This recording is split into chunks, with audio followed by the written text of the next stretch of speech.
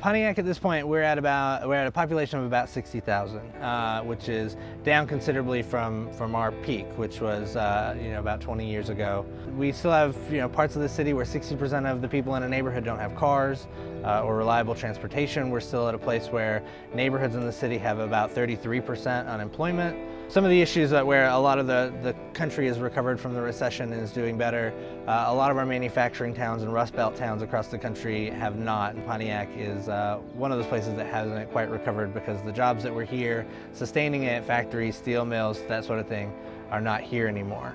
With that, with sort of issues that come along with loss of jobs, you lose tax revenue, and so a lot of our city services for a long time were and still are struggling. We don't get things addressed as often as a lot of communities do, like plowing the roads during the snow or filling potholes, that sort of thing. And so when you go for a long time without filling a pothole, what ends up happening is that somebody ends up hitting the pothole, and people who are the most sensitive to the lack of dollars and sort of the atrophy of services are the people who are hurt the most when those things go away. And so when a person who's struggling with employment or maybe underemployed hits a pothole and breaks a tie rod, it's a lot harder for them to come back from that and bounce back from that. And sometimes it's cost prohibitive to fix their car, and then they lose their job. And so this is a lot of the cycles of stuff that we deal with here a lot.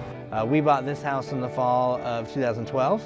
And moved in and just got started, finding what our niche was going to be and what the thing was going to be that we were going to get really good at for our community. And so that's kind of how we ended up here. If we would have moved to Youngstown, Ohio, we would have found probably something different that community needed, and we would be really good at after-school tutoring. But we landed in this neighborhood, in this city, and we said we needed to work on gardens, and that's what we did. And there have been seasons of this for sure where I felt like I see no tangible effects of the time that I'm having here. I don't feel like I'm helping anybody, that we made some good strides in one direction and then this person really fell off the wagon. There are times where we feel like we're not making any progress, but now that we've been here for almost 6 years, we look around and we see all sorts of progress, and we see that we are making a difference. And sometimes like that, it takes a while to get that list of people or that list of things that we've done really well, but seeing that it is making a difference also really helps you get out of bed every day. That's the camera. All right, come here, sit right here. We're gonna, I don't know, what do you want to do? You want to make faces? Oh, here, scoot in. You want to say your name? What's your name? Marquise. All right, one at a time. First you. Marquise. And? What's your name? Tamaria. Tamaria. How old are you, Tamaria? 7. How old are you, Marquise?